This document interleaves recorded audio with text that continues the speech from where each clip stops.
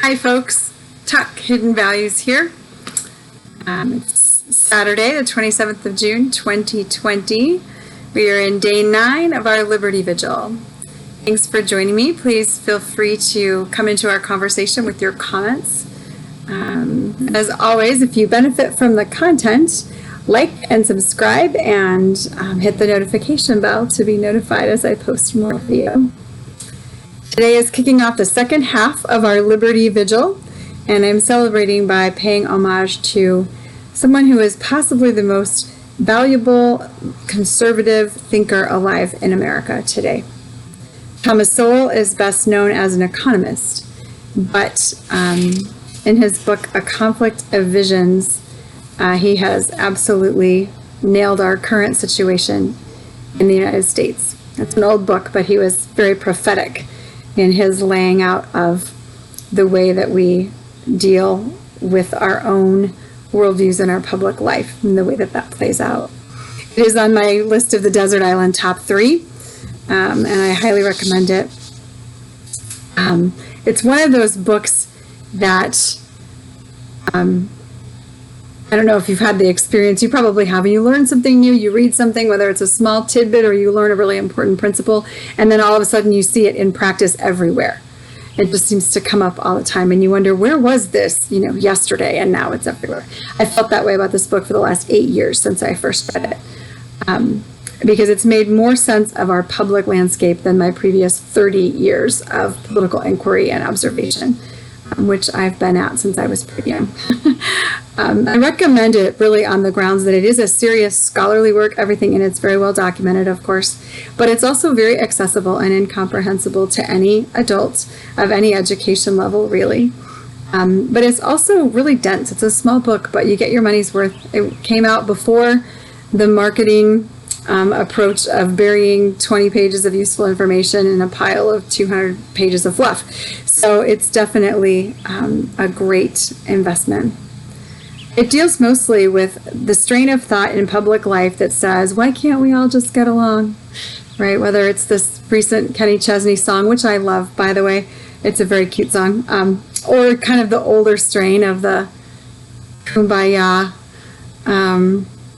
flower child image, or the reverse, kind of the Ben Shapiro, facts don't care about your feelings thing. I love Shapiro. But there's something about all of those sentiments that leave us with kind of the flawed impression that our problem is, even though we all are really in the same perceptual place, we just have a bad attitude and we just can't suck it up and just be nice to one another. And that's not really the problem. And Thomas Sowell points out that even though we are in the same physical world together, obviously, we don't actually perceive the world in the same way. And the perception is so fundamental as to be a completely different worldview. It underlies every other perception that we have. So it's not just about individual perceptions. It really is something that causes us to function in a completely different way within the world. And it undermines our ability to truly stand on common ground, which then I think is causing us to be divided in our ability to make common cause. And I think we need to look at how we can transcend some piece of that in order to save our country before it goes up completely in flames. So that's the point of my talking about this book, is in this context and for this moment. Essentially, Seouls Thesis is about 2 different views of human nature. Right? He talks about a constrained and an unconstrained view of human nature in relation to God. And for folks that have a constrained view of human nature, we recognize that there's a gap between us and God. There is a designer who's perfect, and we as humans are imperfect. I would use the language that the world is fallen and we're broken, and we are inherently subject to limitation. And because of that, we end up with a perspective that says that it's okay to experiment, and everyone needs to be able to experiment. We need to learn as we go, and it's okay to fail and learn from our failures.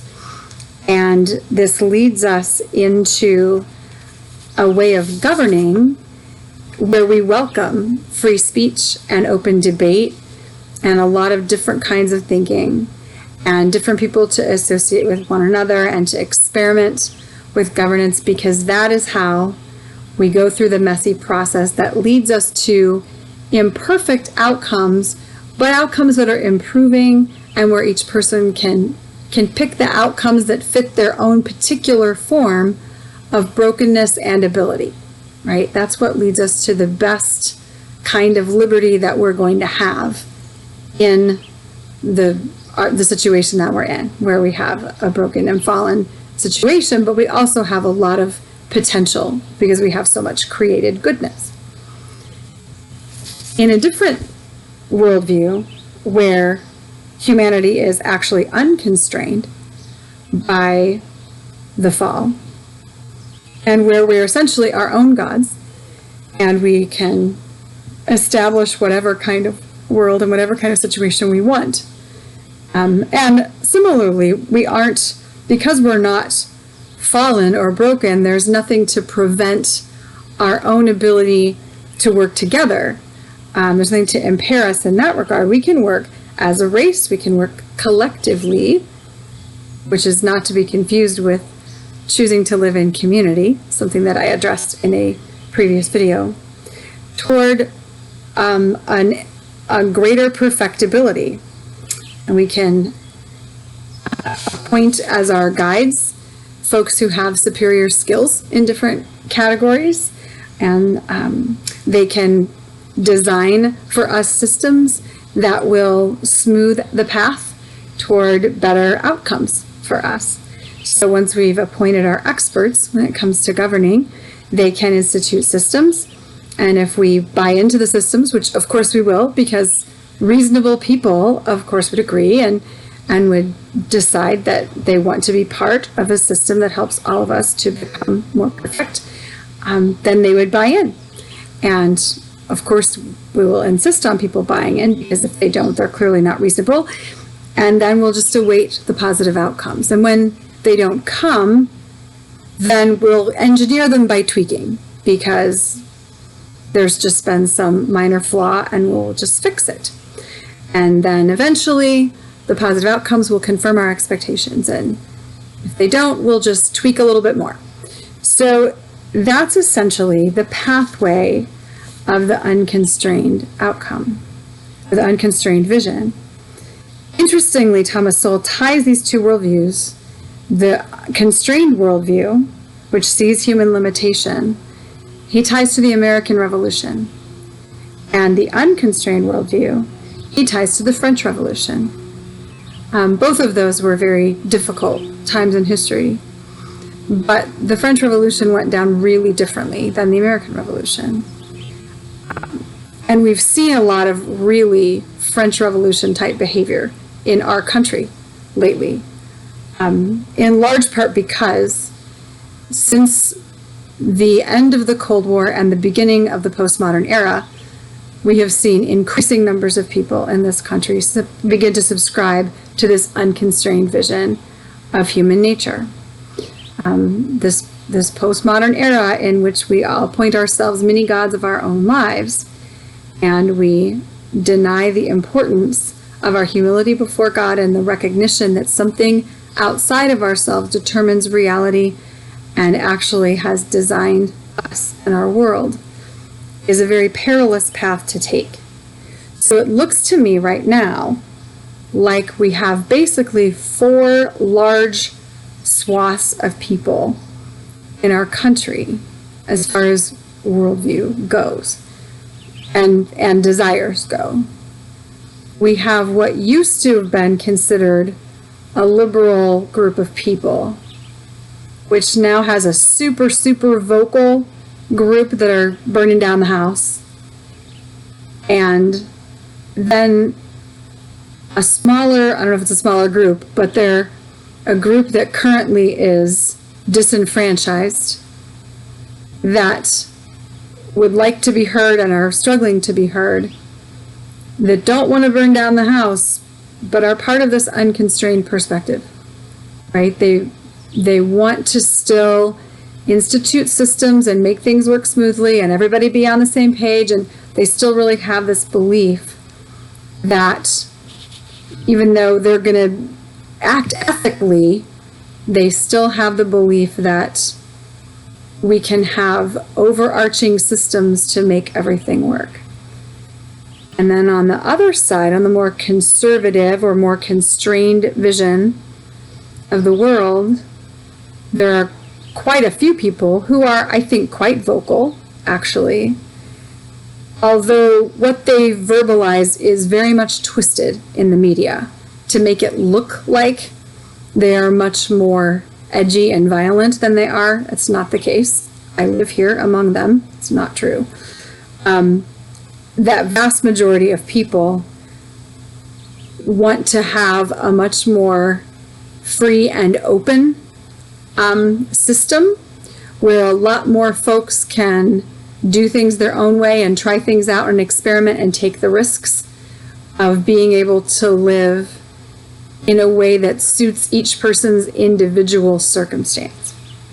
They don't want to be part of an overarching system that's going to move everyone forward together because they see from their perspective that that's a fallacy. It doesn't work that way. And then there's a fringe on that side that is going to end up, if we're not careful, in a giant conflagration with the very vocal people on the other side. These two groups of folks are ready to go at it and tear things apart. But there are also these two ethical groups of folks who nonetheless have a real incompatibility in our worldviews. And I think of this when I listen to people talk. I listen to different podcasts and people on news and people in conversation who just, we do not stand on common ground. And I don't know how we're going to make common cause from different places and common ground. But my concern is that if we don't find a way, then the folks with a completely different ethic from both of our camps are going to set this up to be a bloodbath. So what I'm interested in knowing is what people out there are thinking about how we might build a bridge across these worldviews, not to convince one another of our perspectives. I think we've pretty much run the table on that. I've spent the last couple of years listening to all of the debates and all the discussions. Oh, this atheist says this, and this scientist says this, and this religious scholar says this. And I'm not interested in any of that, to tell you the truth. I can't even get through the podcast. I could care less. The fact is, what we need to do is find a way not to convince each other and have more intellectual discussions. It's kind of interesting if you have the margin for it. Our margin is spent. We have people overturning statues, burning things in the streets. People are getting shot. That ship has sailed. We're done there. What we need to figure out is how we are going to bring this country back from the brink. And that's going to happen through people who have a similar ethic. And I think there's something about our ethics that is where we're going to have to bridge the gap, because our belief system is not going to do it. We do not share a belief system, and we're not going to convince one another through persuasive debating to share the same belief system. But if there's a way to have an ethical conversation, we may be able to build some sort of bridge across a gap in worldview. So I'm curious what people think about that and what ideas they have about that. Please pass this along and share it to other people who would be interested in that conversation. And please contact me in the comments. And I look forward to hearing what you have to say about that. Also, please investigate what Dr. Sowell has to say about this. The book is called A Conflict of Visions, and I'm quite sure it's available from Amazon. I wish we had at our disposal a supplier who was not part of the woke culture. I would really like to see us, as I laid out in day 7 video, have a network of folks that were not part of this agenda that we can go to for basic needs. If you have a local bookseller who is differently minded from the woke crowd and you can get Dr. Sowell's book there, I strongly encourage you to do so. Please support people who are like-minded to you in every way you possibly can. I am looking for ways to do that in my own life. It's very, very difficult, but I think that is energy well spent in building an alternate system, an alternate economy, to begin to have some recourse for getting our needs met, and to support one another. So please contact me. Enjoy your weekend, and hopefully we will continue our conversation. Thanks very much. Bye.